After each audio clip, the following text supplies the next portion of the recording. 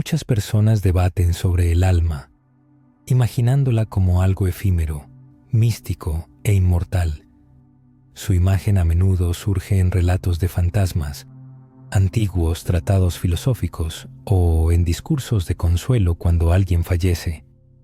Sin embargo, la Sagrada Escritura nos ofrece una comprensión más profunda de esta cuestión, que puede diferir de las ideas comúnmente aceptadas.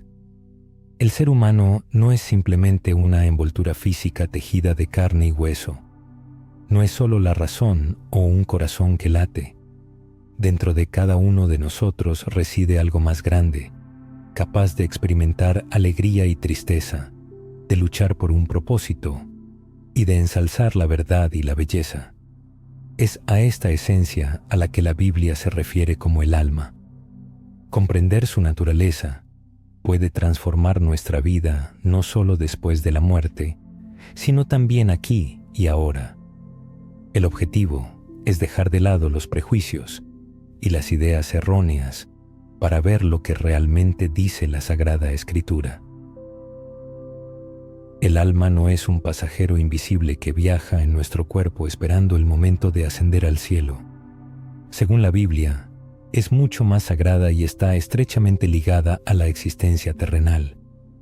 El alma es toda nuestra esencia, animada, formada y sostenida por el aliento de Dios. Considerar estas cuestiones puede no ser fácil. ¿A dónde va el alma después de la muerte? ¿Puede perderse para siempre? ¿Cómo cuidarla en el presente? Estas preguntas no son meros ejercicios intelectuales. Tocan los aspectos más profundos de nuestra fe, la percepción del sufrimiento, la justicia y la esperanza. Son importantes no solo para los estudiosos, sino para todo aquel que busca sinceramente seguir a Cristo en este mundo complejo. Hoy nos adentraremos en la enseñanza bíblica sobre el alma para aportar claridad y disipar la niebla de la incertidumbre. Investigaremos su origen, su destino después de la muerte y su significado para nuestra vida. Al final de este estudio, cada uno podrá no solo comprender mejor su alma, sino también desear vivir de acuerdo con su valor, cuidarla y confiarla plenamente a aquel que la creó. Entonces, ¿qué es el alma? Al reflexionar sobre el alma, a menudo nos basamos en conocimientos fragmentados obtenidos de películas, libros o incluso sermones dominicales. Sin embargo, pocos se preguntan, ¿qué dice realmente la Biblia sobre el alma? Para encontrar la verdad, es necesario volver a los orígenes. En el libro del Génesis 2:7 se dice, «Entonces Jehová Dios formó al hombre del polvo de la tierra, y sopló en su nariz aliento de vida, y fue el hombre un ser viviente». Este versículo posee una fuerza inmensa. Es importante señalar que no dice que Dios puso un alma dentro del hombre. Dice que el hombre se convirtió en un alma viviente. Esta es una diferencia clave. Según las Escrituras, el ser humano no solo tiene un alma, sino que él mismo es un alma. En el texto hebreo se utiliza la palabra nefesh, que aparece en todo el Antiguo Testamento.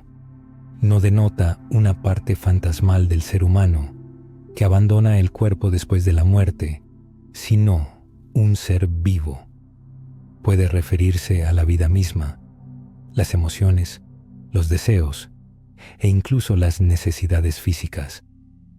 Cuando los animales en el Antiguo Testamento son llamados almas, se utiliza la misma palabra nefesh, lo que indica que el alma no es un espíritu incorpóreo, sino más bien una persona viva e íntegra. El ser humano es nefesh, cuerpo, aliento, vida, personalidad e historia. En la comprensión bíblica, el alma no es una sustancia efímera, sino más bien la esencia interna del ser humano, su mente, sus sentimientos, su autoconciencia y su identidad. En el Nuevo Testamento, la palabra griega psyche se utiliza para designar el alma, reflejando el mundo interior de la persona, pero sin implicar su separación del cuerpo. La visión bíblica del alma es una visión holística del ser humano, creado por Dios como una unidad de cuerpo, alma y espíritu. La resurrección de Jesucristo no es solo la salvación del alma, sino también la restauración de toda la esencia humana. El alma es el yo completo de la persona, sus pensamientos, su voluntad, sus emociones y su singularidad. Es el aliento de Dios que vivifica el cuerpo y la personalidad. Por eso las Escrituras hablan del alma que ama, se regocija, llora, anhela y adora. Dios cuida del alma porque Él la creó, la sostiene y quiere restaurarla. El alma no es simplemente un complemento de la fe, sino la esencia misma de la vida, y Dios está profundamente interesado en ella. Es importante entender que el alma y el cuerpo no son dos entidades separadas, sino una unidad sagrada. La creencia errónea y extendida de que el cuerpo es solo un refugio temporal para el alma no se corresponde con la enseñanza bíblica. En el libro del Génesis se dice que Dios creó al hombre del polvo de la tierra, sopló en su nariz aliento de vida, y el hombre se convirtió en un alma viviente. Esto no es dualismo, sino integridad. Dios nos creó integrados, físicos y espirituales, emocionales e interconectados, tangibles y eternos. Las ideas de la filosofía griega, especialmente de Platón, penetraron en el pensamiento cristiano y llevaron a la separación del alma y el cuerpo. Platón enseñaba que el alma es pura y eterna, mientras que el cuerpo es una prisión. Sin embargo, la Biblia afirma la bondad del cuerpo. Dios lo creó. Jesús tomó un cuerpo, sanó y alimentó cuerpos, tocó físicamente a las personas. La resurrección de Jesucristo fue una resurrección en gloria, no incorpórea. Él comió pescado con sus discípulos. Ellos tocaron sus heridas. El apóstol Pablo exhorta a los cristianos a presentar sus cuerpos como sacrificio vivo, santo y agradable a Dios. Romanos 12:1. El cuerpo no es solo una envoltura, sino un espacio sagrado, el templo del Espíritu Santo que vive en nosotros. 1 Corintios 6, 19, 20. El alma se expresa a través del cuerpo, a través de la voz, las manos, los ojos y las acciones. El cuerpo y el alma están inseparablemente unidos y debemos glorificar a Dios en nuestros cuerpos. La comprensión de la esencia humana requiere un entendimiento de la interconexión del alma y el cuerpo. No se puede limitar la espiritualidad a las experiencias internas, ignorando la salud física y la manifestación práctica de la fe en acciones, palabras y el cuidado de los demás. La salvación no es simplemente un billete al cielo, sino una redención completa del ser humano, donde el alma, vivificada por el aliento de Dios, necesita el cuerpo, y el cuerpo, lleno del Espíritu, se convierte en un instrumento de adoración y servicio. Juntos señalan al Creador, que busca no solo librarnos del mundo, sino también restaurar en Él la integridad original. Es fundamental comprender el estado del alma, si está viva, muerta o en otra condición. Existe la creencia común en la inmortalidad del alma.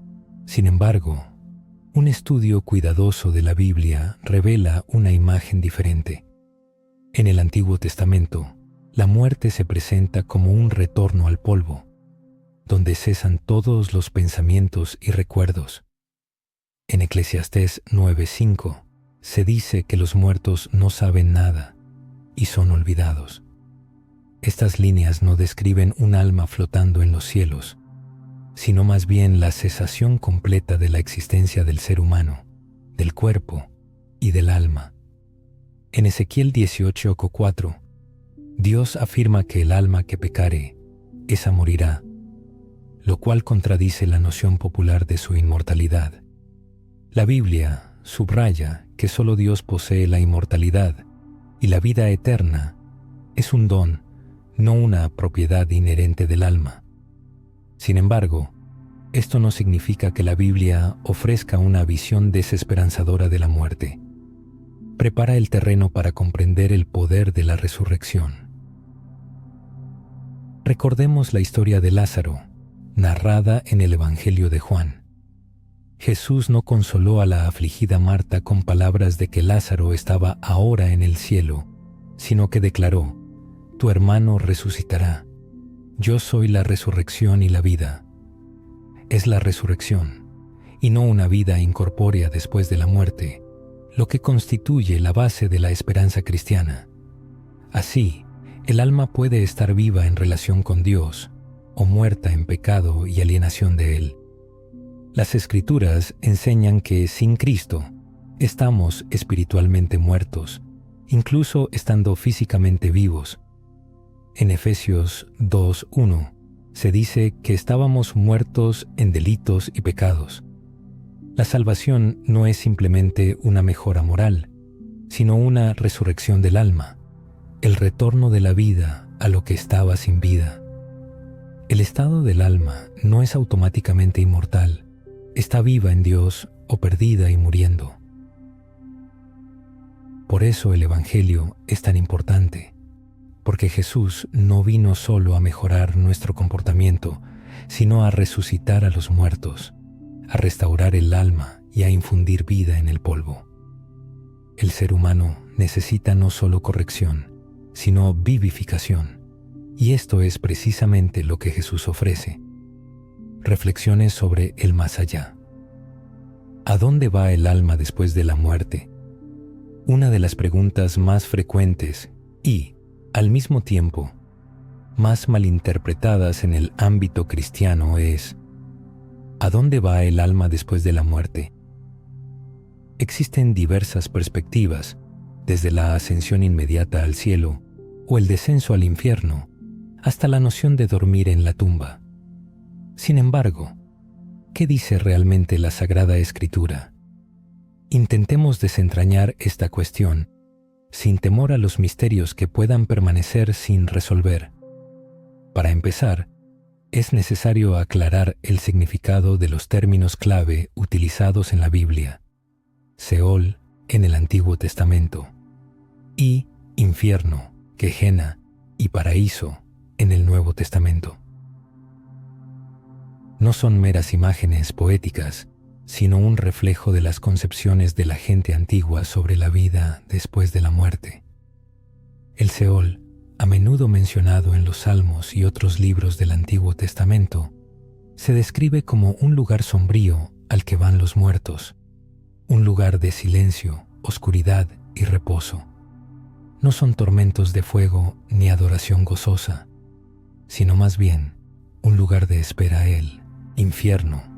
El equivalente griego de este concepto se utiliza en el Nuevo Testamento de manera similar. ¿Qué sucede con el alma del creyente después de la muerte? El apóstol Pablo escribe en la segunda carta a los Corintios 5:8: «Pero confiamos, y más quisiéramos estar ausentes del cuerpo y presentes al Señor». Esta es una afirmación muy poderosa, que sugiere una especie de comunión consciente con Cristo después de la muerte. Pero, ¿en qué consiste exactamente? ¿Es una entrada inmediata en la gloria? ¿O es una especie de sala de espera para la resurrección? En el Evangelio de Lucas, capítulo 16, se relata la parábola del rico y Lázaro, donde uno se encuentra en consuelo y el otro en tormentos. Surge la tentación de tomar esto como una descripción literal de la vida después de la muerte. Sin embargo, debe recordarse que es una parábola, no un informe documental. Jesús la usó para denunciar la codicia y la falta de compasión de los fariseos. El punto de la parábola no era la geografía del más allá, sino la necesidad de arrepentimiento. Recordemos también al ladrón en la cruz, a quien Jesús le dice: «De cierto te digo que hoy estarás conmigo en el paraíso». La palabra paraíso aparece en las Escrituras solo unas pocas veces e implica un lugar de paz y comunión con Dios, similar al jardín del Edén. Sin embargo, esto tampoco es el destino final, no es la resurrección, sino una especie de estado intermedio. La idea principal de las Escrituras es que la esperanza más elevada no es el cielo, sino la resurrección. El alma no simplemente flota en la eternidad, sino que espera su hora. En el día señalado por Dios, resucitará. Jesús venció a la muerte no para que pudiéramos huir de la tierra, sino para que pudiéramos ser renovados en todos los aspectos. En la primera carta a los Tesalonicenses 4:16, se dice que los muertos en Cristo resucitarán primero, y así estaremos siempre con el Señor, no solo espiritual o simbólicamente, sino en una vida real, física y resucitada. Entonces, ¿a dónde va el alma después de la muerte? Si estamos en Cristo, va a estar con Él de alguna manera que no entendemos completamente. Pero este no es el final, sino solo una etapa intermedia que precede al último capítulo, que llegará cuando Cristo regrese, suene la trompeta y los muertos resuciten incorruptibles. En esto reside nuestra esperanza y nuestra promesa, por las cuales vivimos.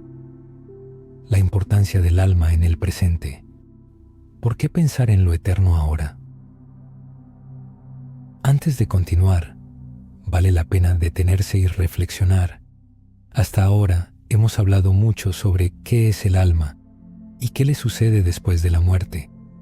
Sin embargo, surge la pregunta: ¿por qué todo esto tiene importancia hoy? No solo en la teoría o la teología, sino en su vida real y cotidiana.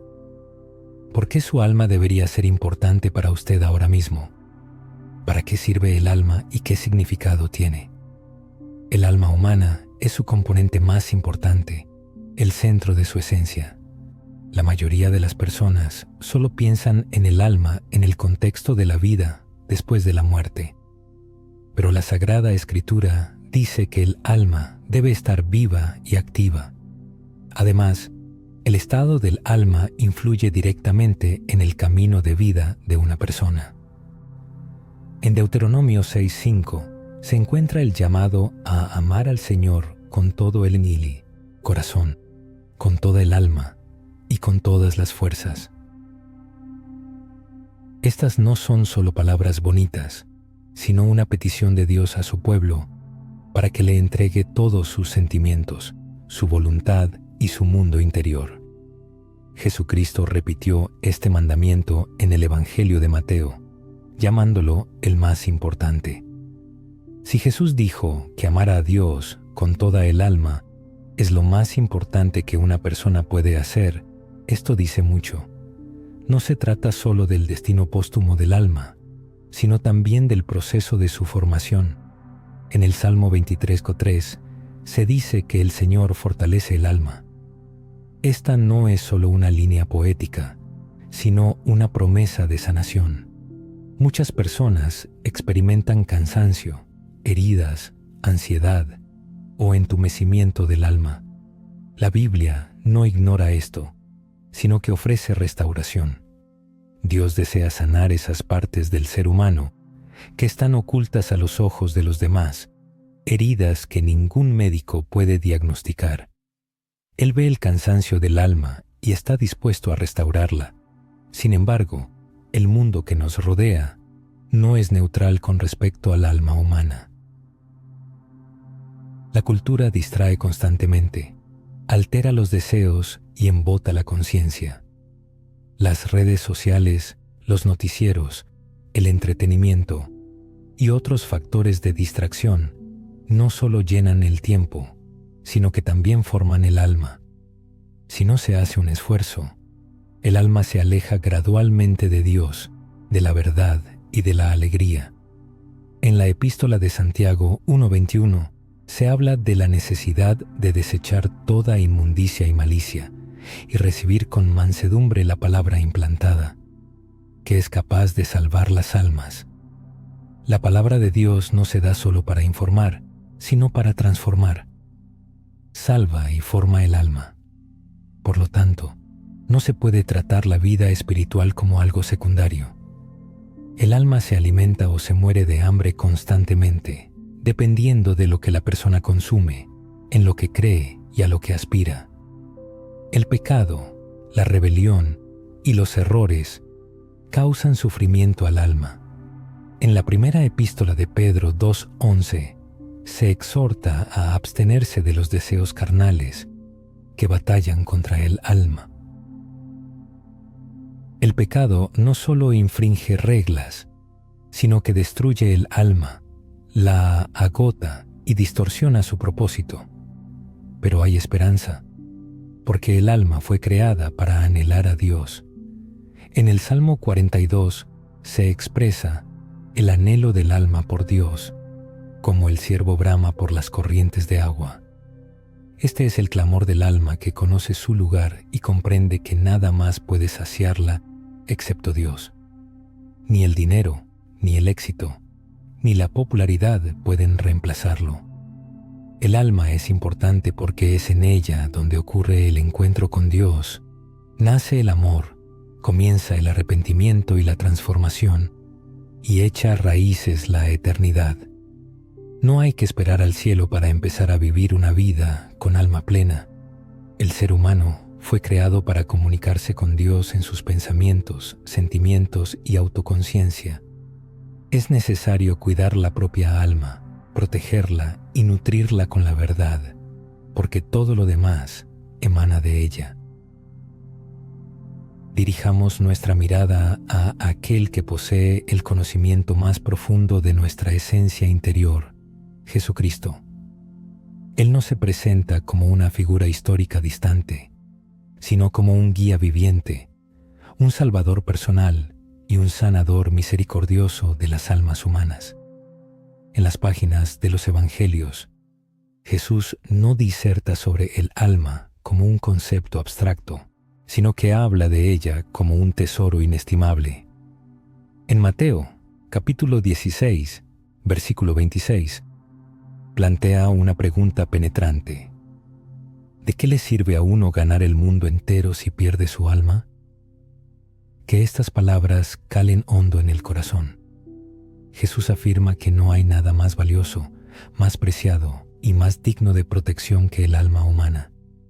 Se puede alcanzar el éxito, adquirir riquezas, ganar admiración y gloria, pero si en el proceso se pierde el alma, se pierde todo.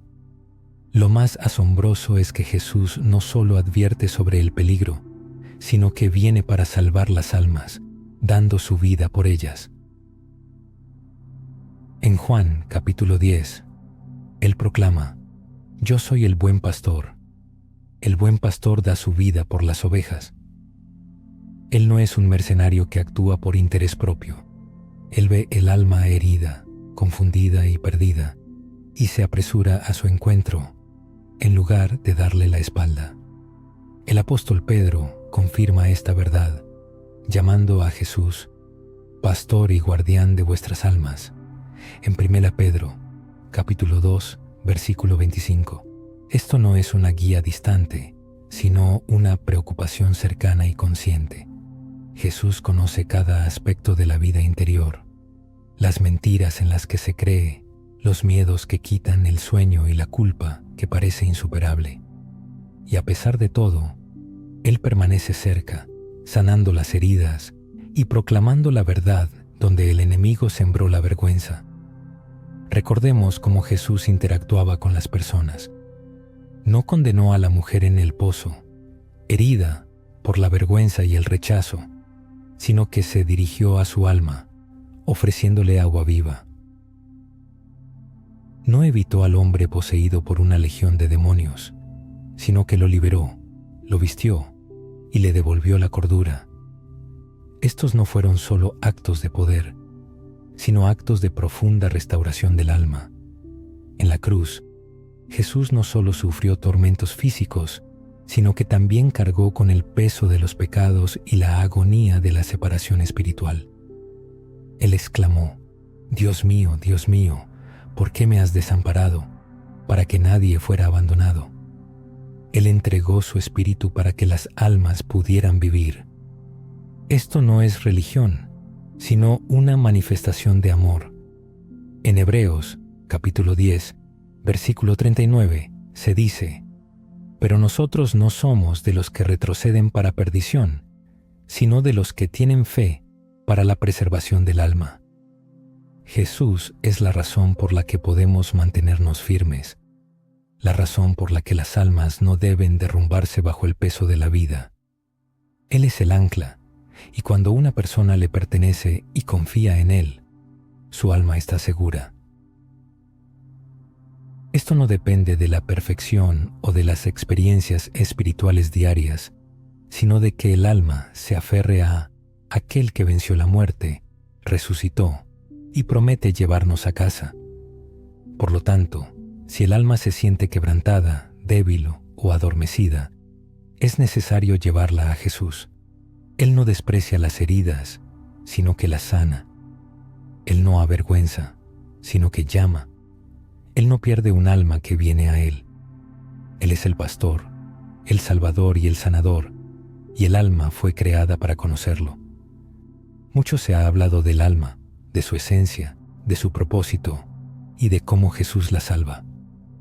Pero ahora es el momento de preguntar: ¿qué importancia tiene esto?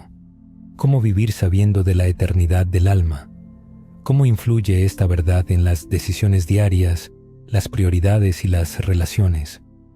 La respuesta no es simplemente ser bueno o evitar el pecado, sino una comprensión más profunda. La Biblia nos llama a vivir con la eternidad en mente, viendo la vida a través del prisma del reino de Dios. Cuando uno se da cuenta de la eternidad de su alma, comienza a vivir de otra manera, deja de perseguir lo temporal y comienza a invertir en aquello que durará para siempre. En el Evangelio de Lucas, Jesús llama a sus seguidores a una abnegación radical, diciendo: Si alguno quiere venir en pos de mí, niéguese a sí mismo, tome su cruz cada día y sígame, porque todo el que quiera salvar su vida, la perderá, y todo el que pierda su vida por causa de mí, la salvará. Pues, ¿de qué le sirve al hombre haber ganado el mundo entero, si él mismo se destruye o se pierde? Lucas 9:23-25. Estas palabras no son mera retórica, sino una profunda verdad sobre el costo y el valor del discipulado. Seguir a Cristo requiere una rendición total, un abandono de las aspiraciones egoístas para la formación de un alma eterna. Esto no se reduce al cumplimiento formal de ritos religiosos, sino que implica la transformación del hombre interior, el cultivo del amor a Dios y la búsqueda de su verdad. Las prácticas diarias como la oración, la adoración, la comunión con los creyentes, el estudio de las Escrituras, la meditación y la obediencia se convierten en ejercicios para el alma, formando gradualmente en la persona un reflejo del corazón de Cristo. En el capítulo 15 del Evangelio de Juan, Jesús compara el permanecer en Él con una rama que se nutre de la vid. Esta es una imagen de la dependencia absoluta del alma de Cristo como fuente de vida. Los frutos que produce un alma así tienen un valor imperecedero: amor, paz, paciencia, bondad. Todo ello son signos de estar arraigados en Cristo. Es importante señalar que el crecimiento del alma no se limita a la esfera personal, sino que influye en quienes la rodean. Un alma sana contribuye a relaciones saludables, da peso a las palabras y convierte la vida en un testimonio de la gloria de Dios.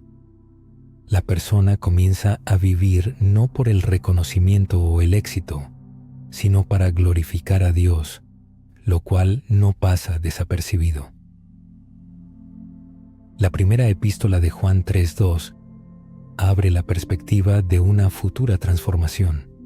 Amados, ahora somos hijos de Dios, y aún no se ha manifestado lo que hemos de ser, pero sabemos que cuando Él se manifieste, seremos semejantes a Él, porque le veremos tal como Él es. Este es el objetivo final al que aspiran los creyentes, no solo el cielo, sino la redención y restauración completa del alma, su conformación a Cristo. Por lo tanto, es importante no detenerse en lo logrado, no conformarse con poco y no desperdiciar el alma en cosas transitorias. Es necesario vivir por los valores eternos del reino de Dios, conscientes de que el alma es inmortal. En conclusión, cabe destacar que todo lo dicho anteriormente tiene una enorme importancia. Al reflexionar sobre la naturaleza del alma, llegamos a comprender que no es una sustancia efímera, sino la totalidad de la persona, creada, sostenida y conocida por Dios. La conexión entre el alma y el cuerpo es inseparable. El pecado la hiere, y solo Cristo puede traer sanación y vida eterna. La muerte no es el final, sino una transición, el umbral de la resurrección, un tiempo de espera que apunta al regreso de Cristo y a la renovación de todo. Es importante recordar que el estado del alma importa no solo después de la muerte, sino también en la vida presente. La forma en que uno vive, ama y sigue a Jesús hoy determina el destino de su alma. El alma no es un concepto abstracto, sino la identidad misma de la persona, su eternidad, el núcleo de su ser, que es infinitamente precioso para Dios. Permítanme dirigirme a ustedes no como teólogo o predicador, sino como un viajero común, y hacerles una pregunta sobre el estado de su alma. ¿No está agotada por el peso de las preocupaciones? ¿No la atormenta la ansiedad? ¿No se ha adormecido por amargas decepciones o se ha endurecido por el orgullo? ¿No anhela algo más profundo y significativo? No hay que avergonzarse de reconocer que el alma necesita sanación. En esto no hay nada más que gracia, porque aquel que creó su alma se sacrificó para redimirla. Y ahora Jesús se dirige a usted, invitándole no a una religión o al cumplimiento formal de reglas, sino a una vida auténtica, abundante, eterna, a un alma vivificada en Él. No demore ni se contente con respuestas superficiales o soluciones apresuradas. Abra su corazón a Él. Permítale hablar, sanar y guiar su alma hacia la vida para la que fue creada originalmente. Esto no es solo un concepto teológico, sino una invitación personal. Recuerde, su alma es inmortal. Que permanezca en la eternidad con aquel a quien pertenece. Amén.